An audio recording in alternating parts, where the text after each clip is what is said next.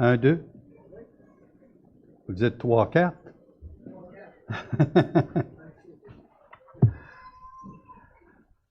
Je regardais les tout petits.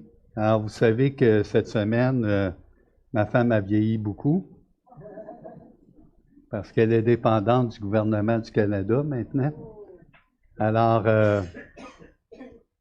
je l'appelle Mamie puis Mémé. Mémé, elle n'aime pas ça. Alors, on est heureux récipiendaire du titre de grand-papa puis grand-maman.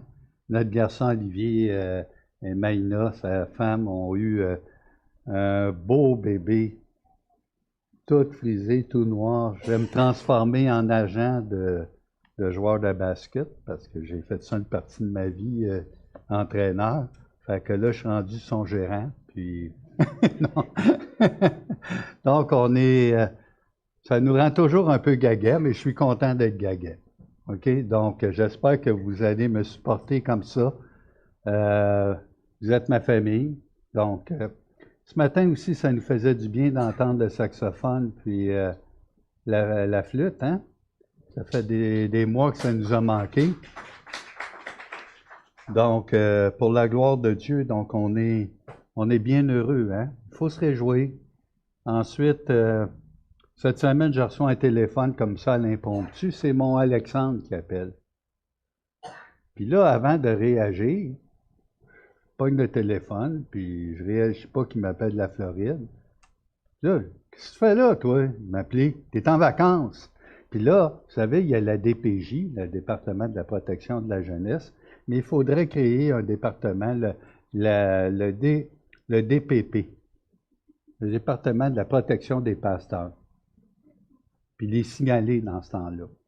OK? Alors, on a, vous avez pris connaissance des nouvelles, Émile, un appendice douloureux, donc une opération. Donc, qu'est-ce qu'on dit dans ce temps-là, les coutures? Toutes choses. Fait que vous regardez aussi toutes choses qu'on court. D'accord? Ça forme le caractère, ça forme nos... c'est la vie. Hein? Donc, ce matin, je vais détendre Denis. Tu n'es pas obligé de me rappeler quelle heure il est, je vais le dépasser. Bon, frères et sœurs, j'ai pensé à vous toute la semaine. Puis, c'est Gaétan la semaine prochaine qui va continuer aussi ce message. Alors, Alexandre nous a laissé un beau cadeau avec Luc 21. Vous pouvez tourner dans Luc 21. Et Luc 21, c'est ce qu'on appelle le discours du mont des Oliviers. Et vous savez, maintenant, il y a certains passages des Écritures qu'on n'aborde plus dans les églises parce que ça va faire des histoires, ça va être mal compris. Bon, alors nous, on prêche toute la Bible. Puis ce matin, dans le fond, c'est que je vais vous élargir en termes de compréhension, d'acceptation. Et vous savez, celle qu'on a entendue, je n'étais pas au courant de ce que Denis était pour présenter. Elle a un nom, elle s'appelle Stéphanie Ryder. Stéphanie Ryder est à l'Église Nouvelle Vie, mais c'est une femme très brillante. Vous avez entendu son pédigré de diplôme. Et une femme qui parle très bien. Et donc, on peut voir qu'elle s'est rendue devant une évidence. Hein?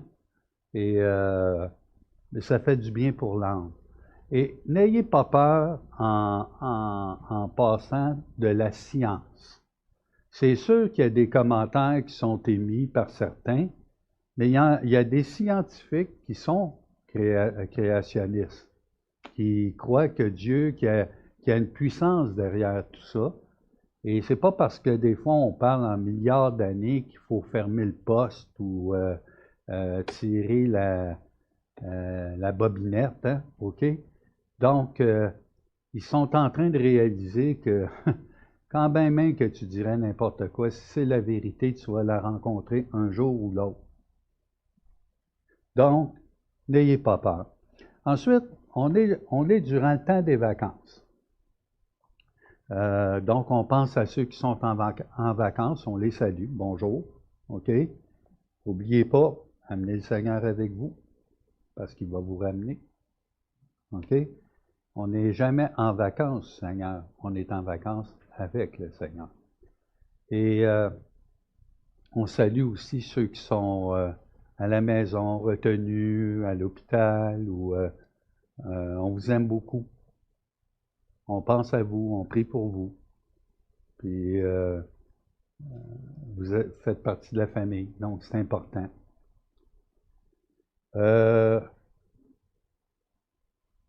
On va remettre la diapo, Pierre.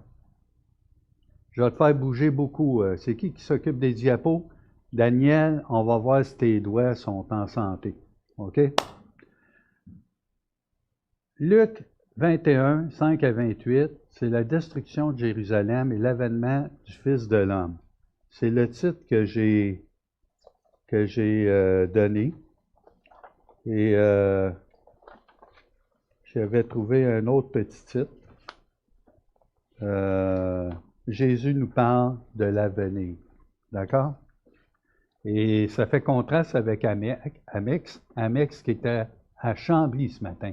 On prête nos gens, hein? On participe dans le ministère des autres églises. Alors, pour que ça soit plus tranquille, j'ai envoyé André et Christiane avec lui. Non, ils ont décidé d'aller le supporter. Donc, on est bien content quand on peut participer au ministère des autres, d'accord? Votre implication est importante. Alors, ce matin, avant, je vais vous lire le texte. Vous pouvez faire deux choses. Vous pouvez le lire avec moi, ou je vais vous le lire avec une voix et je reviendrai sur des choses importantes. C'est un texte un peu ingrat pour nous parce que Gaétan va prêcher là-dessus la semaine prochaine. On ne s'est pas parlé, hein, de le dire aux gens. Puis là, vous prenez des chances, des fois que vous ne seriez pas de la même position eschatologique, qu'est-ce que vous allez faire, puis comment vous allez vous en sortir. Puis, alors nous, on est une grande famille. C'est pour ça qu'on vous parle comme ça. Et vous allez voir que c'est beaucoup moins grave qu'il n'en paraît. D'accord? Il y a des attitudes, par exemple, qu'on doit adopter à travers ce qui va être être dit. Il y a des choses qui vont être dites aux disciples dans l'immédiat, futur immédiat, futur moyen terme et futur long terme. Et il y a des fois, le vous devient nous. Ah, vous m'avez perdu déjà, hein? Alors, le vous, il va parler à ses disciples, puis on va voir que ça s'élargit dans le futur puisque les disciples sont déjà morts. Donc, c'est un texte très intéressant et il faut lire le texte pour ce qu'il est. D'accord? Alors, sans plus tarder, comme quelques-uns parlaient des belles pierres et des offrandes qui faisaient l'ornement du temple, Jésus dit, « Les jours viendront où, de ce que vous voyez, il ne restera pas pierre sur pierre qui ne soit renversée. » Ils lui demandèrent, « Maître, quand donc cela arrivera-t-il et à quel signe connaîtra-t-on que ces choses vont arriver? » Première partie que nous allons voir. Jésus répondit, « Prenez garde que vous ne soyez séduits. Prenez garde.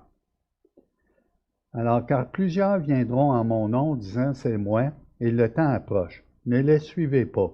Quand vous entendrez parler de guerre et de soulèvement, ne soyez pas effrayés, car il faut que ces choses, et je l'ai souligné, arrivent premièrement, mais ce ne sera pas encore la fin.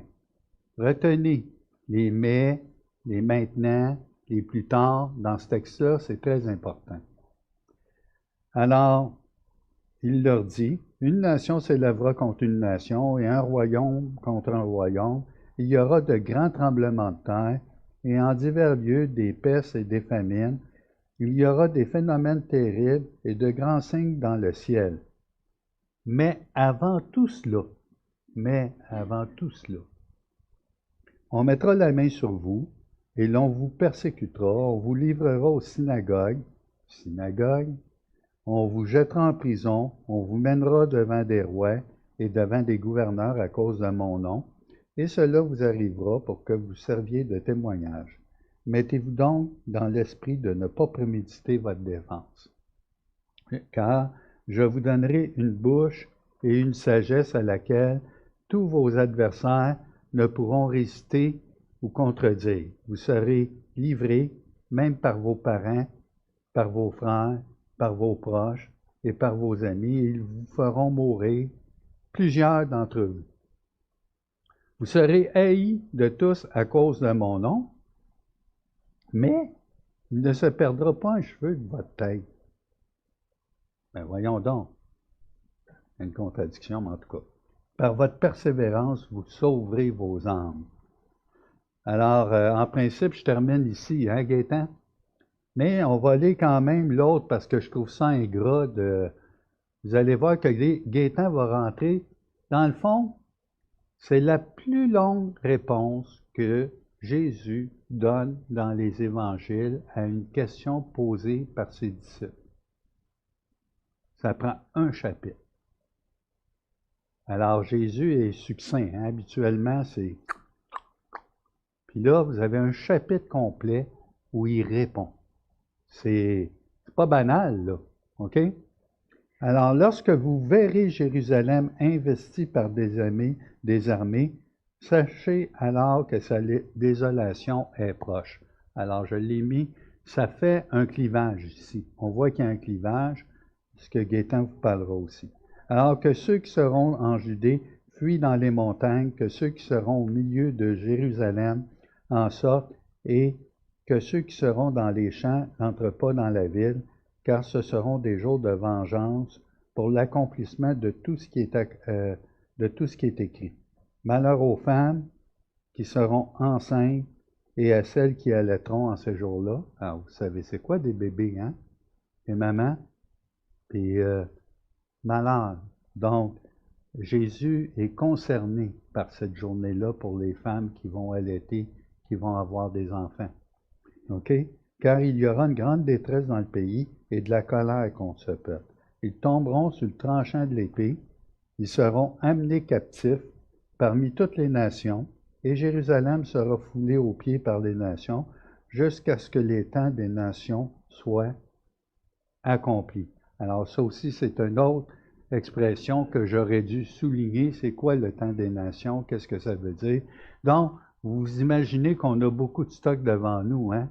Alors, soyez, je vous dirais, magnanime. Je vais traverser le texte avec vous, mais je vais vous donner juste des brides d'informations, mais tout de suite au départ, je vais vous donner des aides qui vont vous aider à amener à mettre en pratique les vérités qui sont énoncées. Et ça peut paraître un texte très dur, mais c'est un texte très nourrissant pour savoir quelle est notre direction comme chrétien. Qu'est-ce qu'on doit faire? Alors, les diapos, Pierre, je pense, pour bien interpréter. Tu peux continuer. Daniel.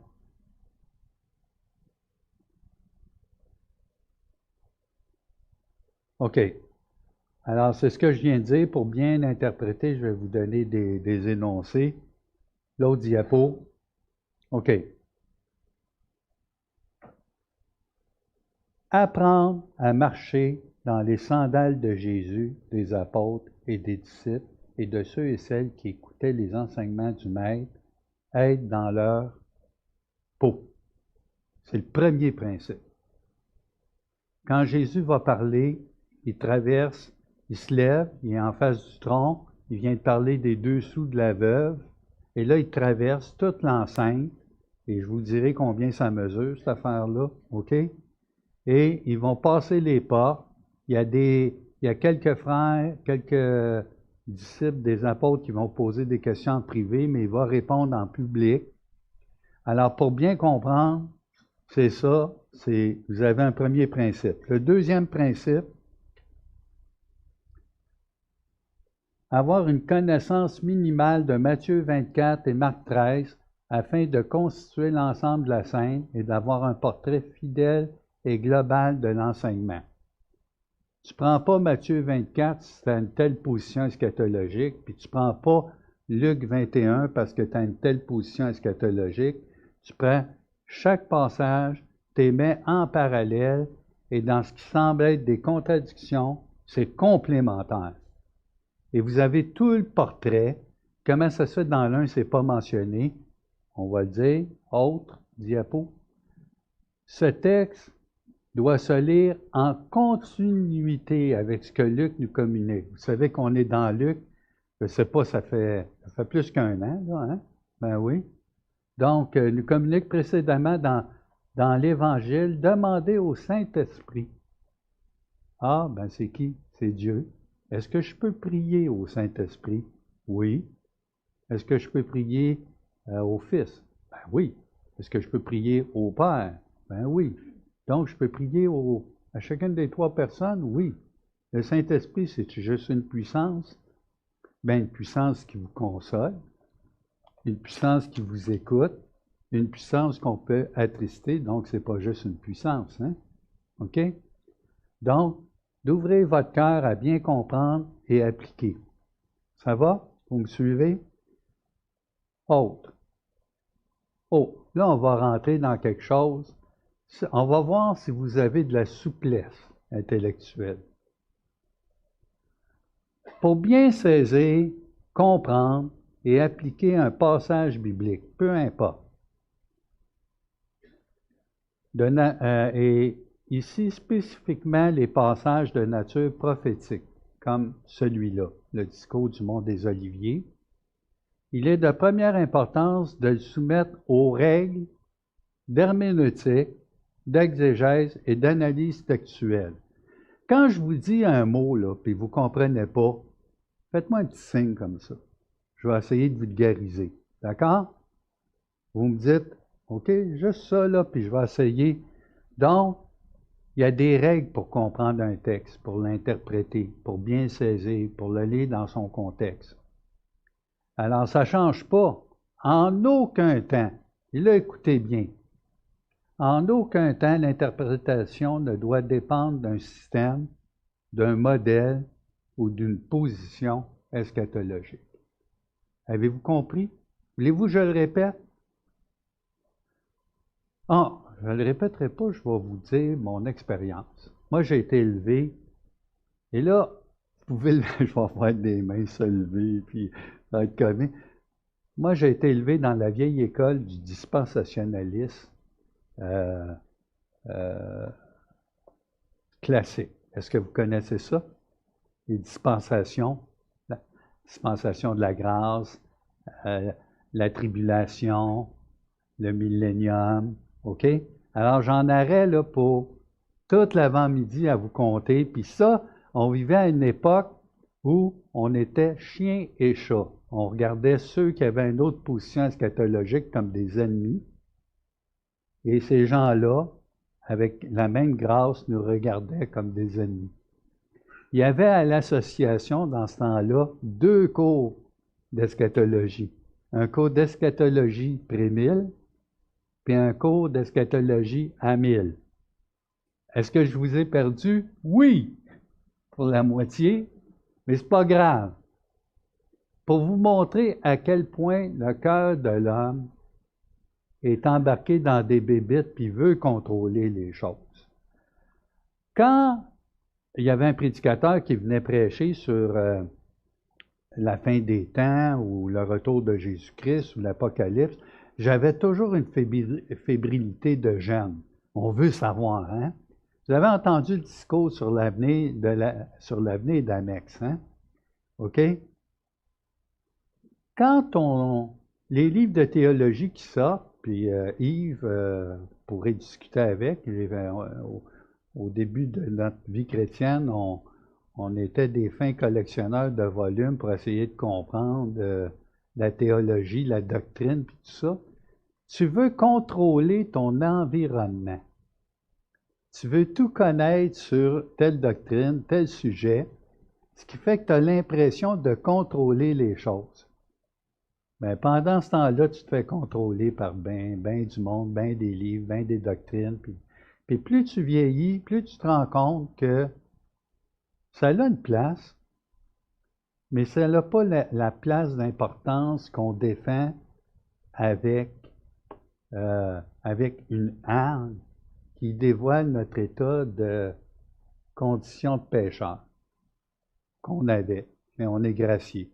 D'être curieux, Dieu nous a traités, nous a créés avec la curiosité de notre Père. Mais il nous a créés pour qu'on soit totalement dépendant de lui. Et quand il y a quelque chose que tu ne comprends pas, est-ce que tu sais que tu peux venir tendrement auprès de lui? Tu peux même lui dire, j'arrive pas à dormir, ça me chatouille, puis je comprends pas. Puis là, tendrement, je prends soin de toi. Je prends soin de toi. Tu comprends pas, mais tu vas voir comment c'est beau. Quand tu vas venir dans les nouveaux cieux et la nouvelle terre. Vous savez, je taquinerais André, parce que pour moi, vous êtes une famille, alors chacun d'entre vous, même s'il y en a que je connais moins, vous êtes important. Alors, André, je pourrais même plus me taquiner puis m'astiner avec lui au ciel. On n'aura même plus de sujet de discorde. C'est plat, chicanez-vous tout de suite, parce qu'au ciel, vous ne pourrez plus. On va être transformé. Y avez-vous pensé? C'est un texte sérieux, hein? Nous, on se prend au sérieux. Jésus est à 48 heures d'aller mourir sur la croix. Savez-vous à quoi il doit penser? Premièrement, il donne un enseignement sur les sous que la veuve a donnés dans le tronc. Ça n'a pas l'air à les avoir shakés beaucoup. Ils sont plutôt portés sur l'architecture du temple. Il y en a qui posent des questions sur ce magnifique bâtiment. Puis là, Jésus, comprenez-le, vous allez voir le discours du mont des Oliviers d'une manière totalement différente. Il va annoncer que tout ça, ça va disparaître. Moi, je vous dis, demain, là, le pont Jacques-Cartier, il n'y en a plus. Bon, ben Pierre, Diane, as-tu un bon médecin, des assurances? Pas l'air... hey, on ne le laisse pas aller ici. Occupez-vous, faites mine de rien, là, mais il ne faut pas qu'il sorte. Il faut qu'on trouve des ambulanciers quelque part, puis qu'on l'amène, hein? Pierre il a annoncé la destruction du pont Jacques-Cartier. Puis il ne sera pas reconstruit. Mieux que ça, on a même pensé j'ai même pensé de détruire la place Ville-Marie.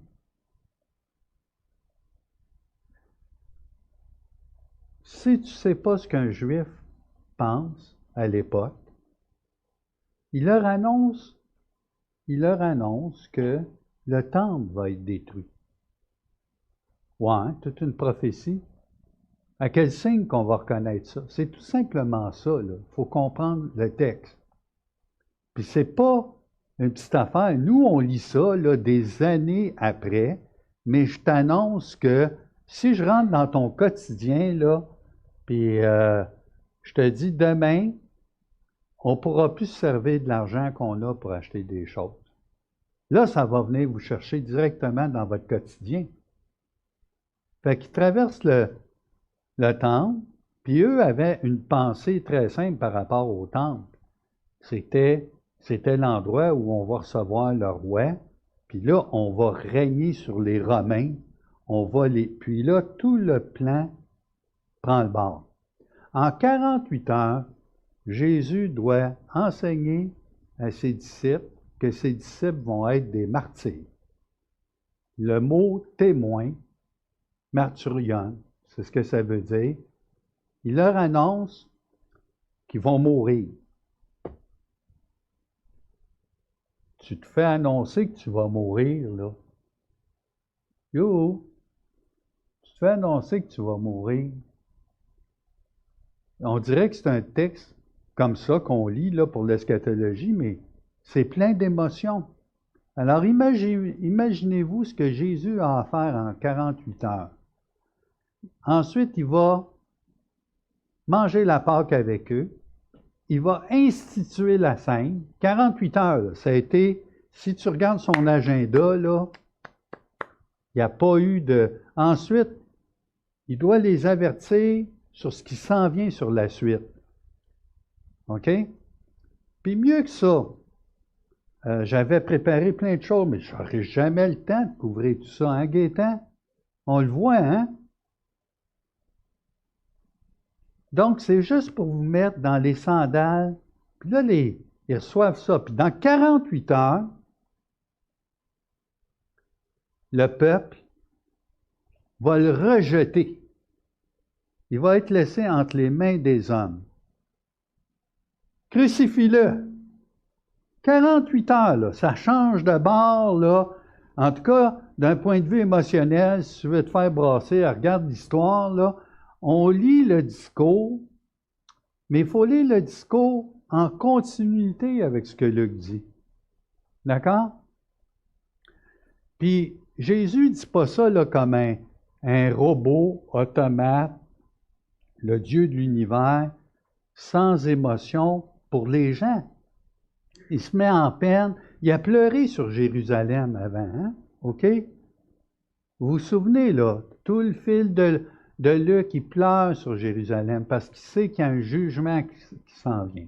Alors, je vais traverser le texte avec vous.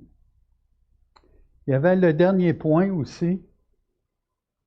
Chaque évangile relatant, le discours du mont des Oliviers possède son caractère didactique qui lui est propre et distinctif. Quand vous lisez Matthieu, vous allez voir une séquence différente. OK? Quand vous allez voir Marc 13, c'est la même chose. Vous allez voir des ajouts. Mettez ça ensemble. OK? Ainsi, malgré certaines différences au niveau du récit, on appelle ça des apparentes contradictions. Mais ça ne l'est pas. OK? Vous allez voir. En aucun moment, ce qui est mentionné par chacun ne doit être considéré comme faux. Ah, l'autre a dit ça, l'autre a dit ça. Alors, un gars comme moi, au début de sa vie chrétienne, qui voulait prendre la Bible en défaut, je tripais sur ces textes-là. Un gars, il ne dit pas la même chose. Il dit... Non, non, c'était moi qui étais dans le champ. Chacun amène sa contribution particulière, donc ils sont complémentaires entre eux. Il faut les mettre ensemble, pas les séparer, puis je prends ça pour défendre ma position eschatologique, l'autre prend l'autre, OK? Puis, ce qui est intéressant, ça c'est une chose qu'on ne fait jamais. Mais moi, je vais me risquer. De toute façon, Pierre, c'est Pierre, il est déjà, on l'excuse, il est pas mal gaga. Savez-vous c'est quoi ma position eschatologique? Allez-y, là, on parle. Hein? À millénariste? OK? D'autres, allez-y. Hein? Ben, je t'ai parlé, fait que ça n'a pas de mérite. Là, j'ai inventé 3 mots. Ça va? Écoutez bien. Hey, tu vas dire, tu fais exprès, là, les mains vont se lever. Je suis amodéliste, asystémique, puis appositionnel. Ça veut dire qu'au lieu de regarder les positions comme étant en contradiction, je vous dis là, c'est très difficile de prendre cette position-là en Gaétan, de regarder un texte pour ce qu'il est, parce que là, tu as tendance à dire, ah, c'est-tu avant la tribulation? C'est-tu avant l'enlèvement? Il n'est pas question de ça ici. Il n'est pas question de ça. C'est nous, dans les systèmes qu'on a appris. Puis comprenez, je ne suis pas en train de blâmer ceux qui ont fait des systèmes. Les systèmes, ça rassure l'homme, mais ça le contraint. C'est comme essayer de rentrer des choses qui ne rentrent pas dans un contenant. Chacun a ses faiblesses. Alors, au lieu de les opposer, prenez-les en, je vous dirais, en compte. Puis, pour montrer que j'écoute quand elle parle. J'ai écouté Réal Gaudreau, son message sur les nouveaux cieux, la nouvelle terre, c'est intéressant, parce que lui, il dit les A1000, les pré-1000, les post-1000, puis les 10 000, puis les 100 000. Ça, c'est une blague. OK? Pour montrer comment qu'on peut être. Puis là, on ne parle pas de ces passages-là où quand on va être au ciel auprès de Jésus, on va être dans un état qui n'est même pas, je peux vous le décrire avec des mots ici-bas, mais infiniment au-delà de ce qu'on peut trouver de plus parfait ici-bas. Dans quel mot? Et là, je ne suis pas en train de dire qu'il faut interpréter de manière figurative. Savez-vous ce que ça veut dire, figuratif? Alors, là, je ne vous parle pas de la façon d'interpréter, je ne vous parle pas des positions par rapport au millénium, je ne vous parle pas des positions par rapport à la tribulation, OK? Fais bien de regarder ta montre, sa main, Michel, fais-le. OK? Donc, vous comprenez? La Bible est pour tout homme et toute femme et aux enfants. Elle n'est pas l'exclusivité des théologiens. Elle donne l'intelligence aux simples et ses principes se comprennent et s'apprennent par l'obéissance. OK? Alors, actuellement, on est dans un mode où beaucoup se tournent vers la millénarisme et quittent une position pour aller vers une autre position. Mais je dirais pas que j'ai eu une révélation spéciale, mais je me suis dit, non, il y a quelque chose là qu'on refait qu'on n'a pas compris. C'est qu'on n'est pas en guerre, on est à la recherche jusqu'à un certain point, mais il y a des attitudes beaucoup plus importantes qui sont mentionnées dans ce texte-ci. OK, je traverse rapidement le texte avec vous. Ça va, vous êtes prêts? Parce que là, vous allez en avoir de la matière. Alors, je vais vous parler. Imaginez-vous, vous êtes Jésus. Alors, quand vous êtes venu au monde, on vous a fait comme demeure une crèche. Vous êtes né dans une crèche. Le roi, le sauveur, le Seigneur de cette terre, reçu dans une crèche. Puis Jésus n'a pas sa place dans le temple. De quelle autorité tu fais ces choses? De quelle autorité tu renverses les tables? Vous voyez que c'est tout ensemble, hein? Tout ce qu'on vient de traverser, c'est tout ensemble. Puis là, tu es dans le temple qui va être détruit parce que ça va être un jugement de Dieu. Parce que le temple n'a pas sa place pour Dieu. Réfléchissez à ça. Vous avez un temple, là, d'une beauté. OK. Alors, le temple.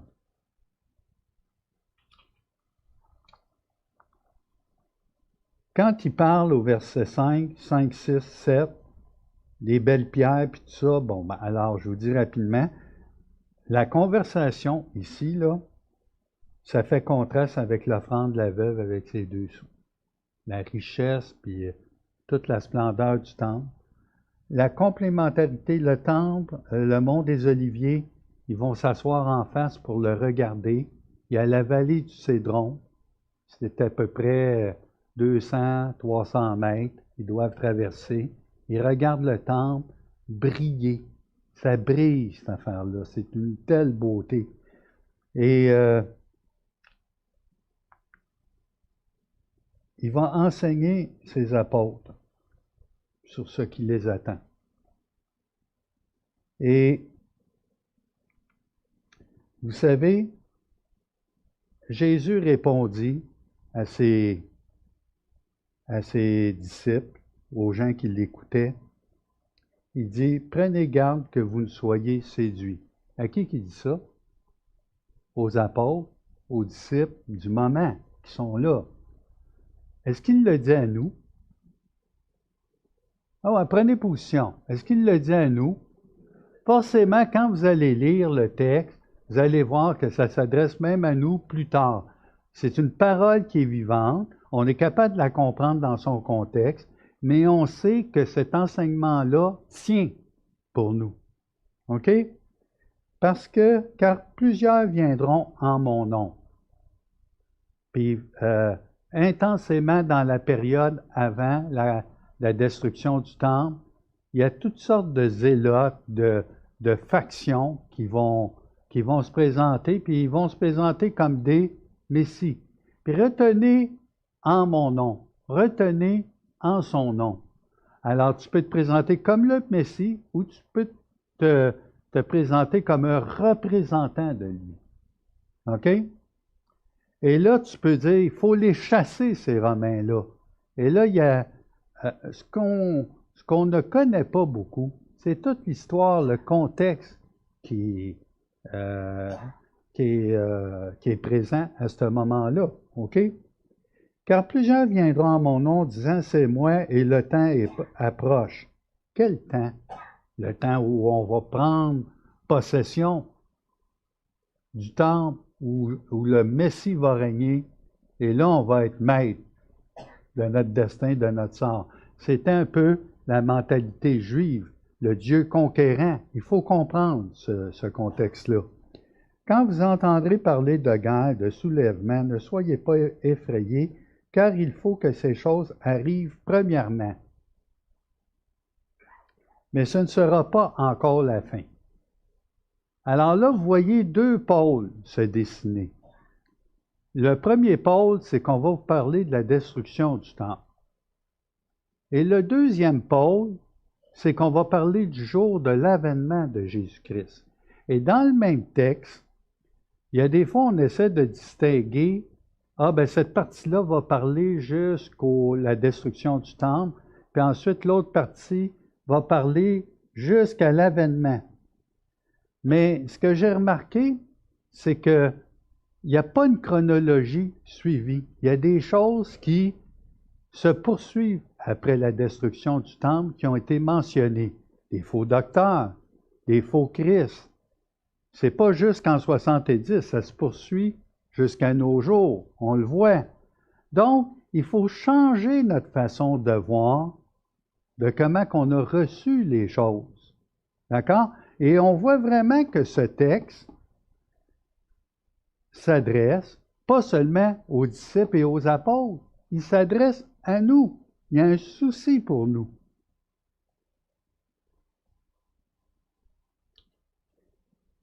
Alors, je vous ai dit que c'était la plus longue réponse que Jésus donnait à une question. Puis Jésus n'est pas en train de débattre des modèles eschatologiques. Son souci, c'est de bien préparer les disciples et les apôtres et vous-même et nous-mêmes pour la place qui a été nous préparée au ciel. Parce qu'il va revenir de la même façon qu'il est monté dans les actes. Et quand vous regardez, il y a une réponse dans Actes qui montre que les disciples n'ont pas encore tout à fait compris. Même quand Jésus est ressuscité, il demande, lisez donc Pierre à la place. Attends, je vais vous le lire.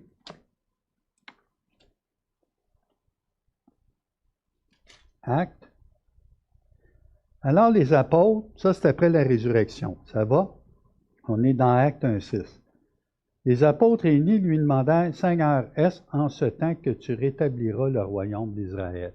C'est après sa résurrection, ça.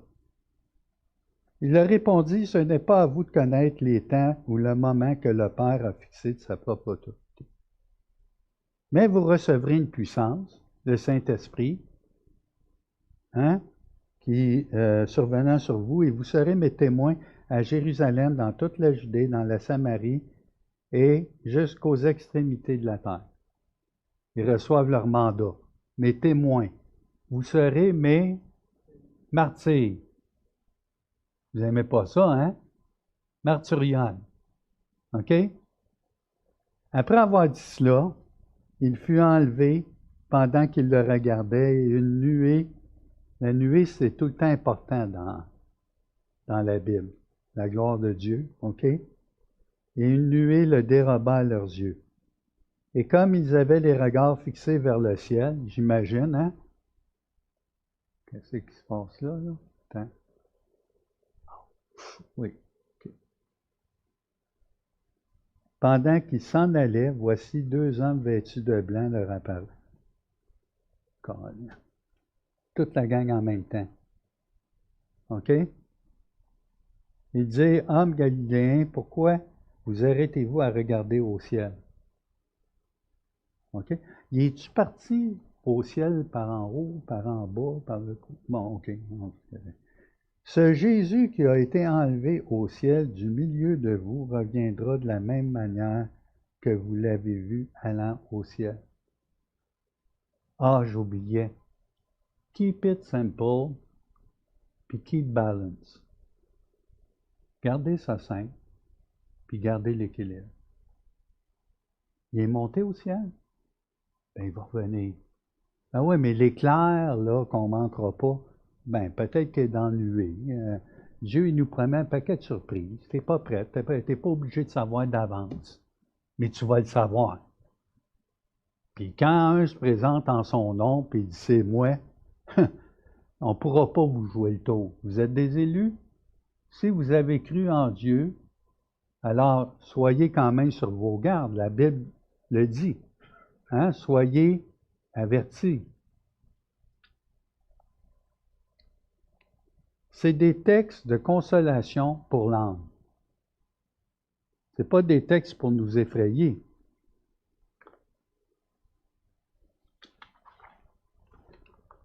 Alors il leur dit,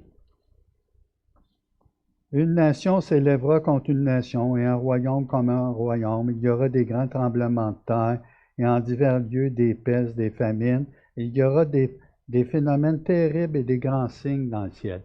Pierre, peux-tu nous dire quand est-ce que ça va arriver?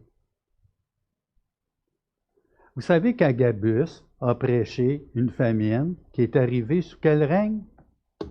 Je suis supposé de savoir ça, là? Dites-moi ça. Sous quel règne? Claude. Ah, parfait, une chance. T'as plus le droit de parler, toi. OK. Claude, c'est aux alentours de quelle année? Ben voyons, Yves. 46, 50, OK? Donc, Jésus, il y a eu une famine. Il y a un prophète, Agabus, chapitre 11, dans les Actes. Et ce qui va se produire, là, dans les Actes, les arrestations de Pierre, de Jean, ça a déjà commencé. Vous avez déjà un premier signe qui annonce que les choses, si ces signes-là arrivent, est-ce que c'est vrai que Jésus revient? Est-ce que c'est vrai que Jésus revient? Vous êtes plus sûr, hein? Est-ce que c'est vrai que Jésus revient? Puis si je vous dis, il revient la semaine prochaine, qu'est-ce que vous me dites? Ouh, les tomates, ah ouais, c'est... OK? Qui que t'es, là? OK? Bon, non. Puis vous savez que quand je suis venu au Seigneur, il y avait un livre, on se rappelle de ça, peut-être Pierre ou les premiers, les chrétiens des années 80. C'était Serions-nous la dernière génération? Hal Lindsey avait sorti un livre. Hein? Ne savez ni le moment, ni l'heure, le Père, hein? De quelle dernière génération? On peut regarder tous les événements. Cette semaine, parler avec mon épouse. On a vraiment des bons temps quand on prépare un enseignement comme ça. Puis elle me disait, hey, pas drôle, qu'est-ce qui se passe en Angleterre? La température, ça fait fondre, ça fait déformer un peu les rails de chemin de fer, puis tout ça. Puis, je suis certain que dans votre tête, on se demande tout le temps, ça se rapproche-tu? Est-ce que je me trompe? On ne peut pas rester indifférent. Il y a l'accumulation des signes qui se fait. Puis est-ce qu'on tombe dans des pièges? Oui, qu'on tombe dans des pièges. On-tu pensé que Donald Trump était la bête à un moment donné? Non, bon, OK. Vous comprenez ce que je veux dire? Hein? Vous comprenez? C'est pas, il y a des railleurs qui disent, depuis le temps que c'est annoncé, le retour de Jésus-Christ, tu crois à ça? Puis, si vous saviez. Comment il s'appelle le télescope qu'ils ont envoyé James Webb, hein? C'était magnifique les images, hein, Denis? Ah! Puis là, tu vois ça, là, puis comme chrétien, tu te dis, t'as une joie. T'es pas effrayé, puis t'as même de la peine pour ceux qui le voient pas. De dire, mes amis, rendez gloire à celui qui a fait toutes choses. Est-ce que vous savez que c'est votre Père? Vous êtes un enfant de Dieu. Vous êtes les fils et les filles de ce Dieu-là. Et Satan veut toujours vous raver votre joie parce qu'il veut vous dire que vous êtes indigne. Je vais terminer juste avec le temple. Hein, on fait ce qu'on peut, hein, Gaétan? Hein? Le temple. Le temple. Le temple, il y a 1562 pieds de longueur, environ 500 mètres. 500 mètres, c'est la moitié d'un kilomètre. C'est long. OK? Non, on n'a pas idée. Puis sa largeur, bien, il y a 300 mètres. Fait que 921 pieds pour ceux qui sont en pied. C'est une merveille d'architecture. Je soupçonne parce que c'était juif que ça n'a pas été nommé une merveille du monde. D'accord? Et les colonnes sont 40 pieds de hauteur d'un seul bloc, d'une seule pierre, tiré d'une seule pierre. Un marbre de qualité qui est poli. Et savez-vous combien il y en a de colonnes? Dans les 1562 pieds, il y en a 250. Ça fait environ une colonne aux 5 pieds. La colonne, ça, hein? OK? Et là, 150 colonnes en largeur. Puis le temple, il fait 200 mètres de long, parce que là, je vous ai juste parlé de l'enceinte. Puis, vous savez que les pierres étaient... Il y avait des pierres du temple, de la fondation, ça pouvait aller jusqu'à 20 mètres de long. Quand on va à Jérusalem présentement, ce qu'on voit, c'est seulement la fondation. D'accord? Ça, c'est la fondation. Ils ont rasé jusqu'aux fondations. Puis dans le temple, on a de la difficulté de s'imaginer qu'il y avait des bassins pour conserver l'eau, pour conserver le blé. On voit juste une structure carrée avec le temple au milieu. Mais ils ont rasé tout ça. Ils se sont entretués même eux-mêmes les factions. Il y avait du cadavre là, empilé les uns sur les autres, sur le plancher du sanctuaire. C'était l'horreur. Dans la ville de Jérusalem, et même, il y avait en masse de vivres pour soutenir le siège pendant un an et demi. Alors, il y a même des factions religieuses rivales dans cette ville-là qui se sont débarrassées des vivres. Puis ils ont dit, on va dépendre de Dieu. Quel geste intelligent. Mais c'était le jugement de Dieu qui s'abattait. Et ça fait penser, dans l'Ancien Testament, dans les juges, quand on voit que Dieu intervient dans le camp ennemi, puis il permet à des ennemis de s'entretuer entre eux. Et là, même avec l'arrivée des soldats romains, ce qui est arrivé, puis qui ont aplani le... Écoutez, c'était quasiment rendu de la cendre. Tellement le feu, les histoires d'horreur qui se sont passées durant le siège, du cannibalisme. Il faut vraiment regarder. Puis regarder l'histoire d'Israël jusqu'à nos jours, comment ce peuple-là a traversé. Écoutez, là, il y a eu 97 000 prisonniers en 70, puis il y a eu 1 million de morts. Vous pensez que ça ramène les affaires, ça? Je termine avec ça. En l'an 130, Bar Kokhba. Oui, Bar Kokhba. Est-ce que quelqu'un connaît Bar Kokhba? Non? Ça, c'est après 70. Ils vont retenir la leçon. Alors là, ils ont été, imaginez, 97 000 prisonniers répartis un peu partout dans le monde, 1 million de personnes décédées, selon Flavius Joseph. Puis en l'an 130, il y a un Bar Kokhba. Bar, en passant, tabar Timée, tabar un tel, ça veut dire fils de. OK? Alors, puis Kokhba, ça veut dire fils de l'étoile. Et ça fait référence à un passage dans l'ombre, l'étoile de Jacob. Alors, vous avez un faux Messie même en 130. Ça s'est continué. Alors, lui, il a fait une révolte. Il a voulu reprendre le contrôle, refaire la ville de Jérusalem puis un sanctuaire. Alors, il y a eu combien? Écoutez, 600 000 morts. T'en as passé d'1 million? 600 000 morts. C'est du monde, ça, qui l'ont suivi. Puis il y avait un rabbin influent qui le prenait pour le Messie. Les faux Messies, il va en avoir. Mais levez la tête, vous avez dans votre cœur Jésus-Christ, votre Seigneur et Sauveur.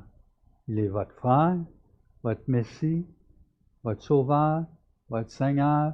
Vous avez le Père, vous avez le Saint-Esprit, vous êtes scellés et la seule chose, c'est soyez en garde. OK?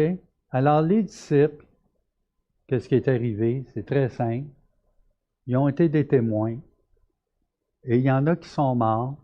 Et quand il leur dit, juste pour ne pas vous laisser en plan, puis il dit, hey, il ne nous l'a pas expliqué son verset, quand il dit qu'on va vous mettre en mort, hein? OK? Mais écoutez bien ici.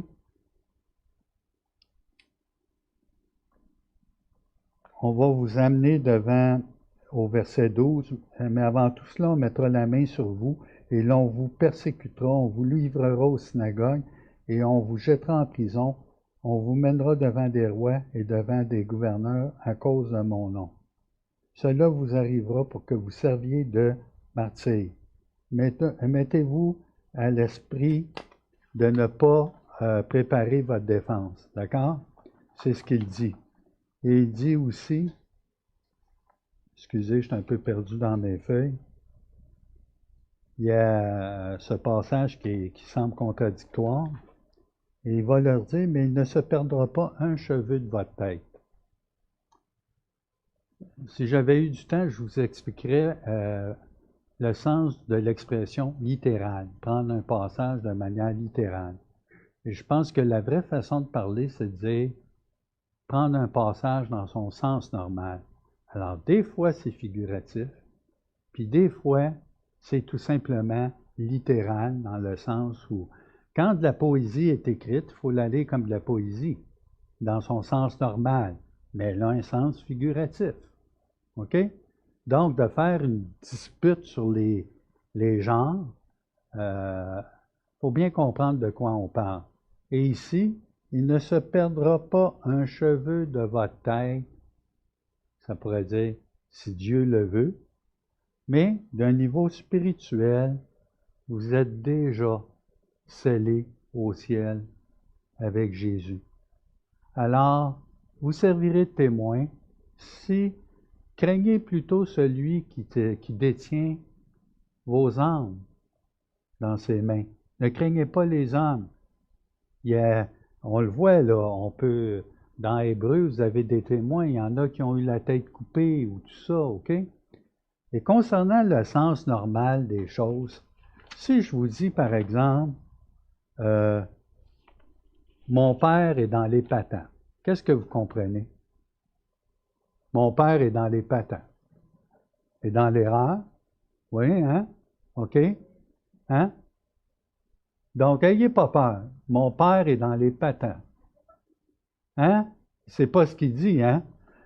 Ben, vous trompez, mon père est cultivateur. Ça fait 20 ans qu'il fait des patates dans un champ. OK? Bon. Mais si vous lisez l'expression, tantôt est figurative, tantôt son sens normal, d'accord? Keep it simple. Gardez ça simple, puis gardez l'équilibre. Alors, on va prier. OK? Notre Dieu, notre Père, merci. Merci, Seigneur Jésus, de ce que tu n'es pas un prophète sensationnaliste qui, nous annonce des catastrophes pour nous mettre en envers. Tu as un plan, tu reviens bientôt.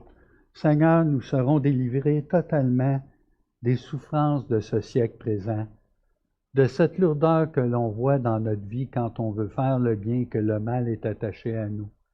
Et oui, on peut venir constamment auprès de toi pour avoir cette victoire. Et quand nous cédons, Seigneur, donne-nous de ne pas te fuir, mais de confesser nos manquements. Donne-nous d'avoir cette assurance auprès de toi que tu as en réserve un plan tellement merveilleux, de ne pas se laisser troubler par des choses qu'on peut lire parfois dans ta parole, qu'on ne comprend pas, qu'on trouve difficile, mais nous ne sommes pas orphelins. Tu nous as laissé ton Saint-Esprit.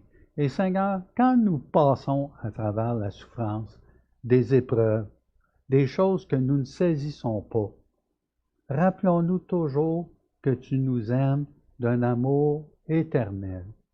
Et même si je ne saisis pas, et même si on est en vacances puis notre fils tombe malade, pourquoi? Notre Dieu, ça ne change pas ton amour pour nous.